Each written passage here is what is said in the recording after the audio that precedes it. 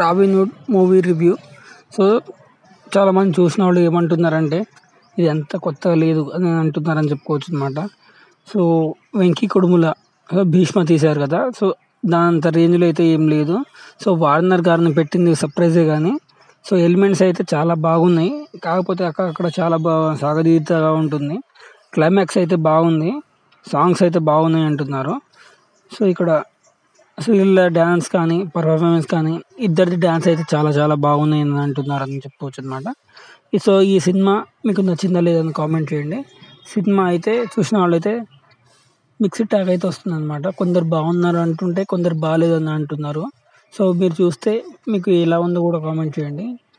Robin Hood చాలా రోజుల తర్వాత నితిన్కి ఒక మంచి కంబ్యాక్ మూవీ అని చాలామంది అనుకున్నారు.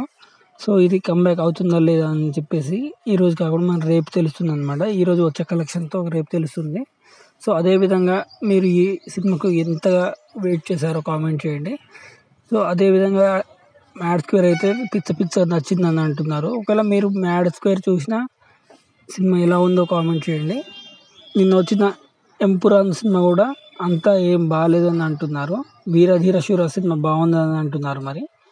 సో దీనికి తగ్గట్టు సికిందర్ సినిమా 30వ తారీఖు రాబోతుంది. ఆ సినిమా రివ్యూ కూడా మనం చెప్తాం.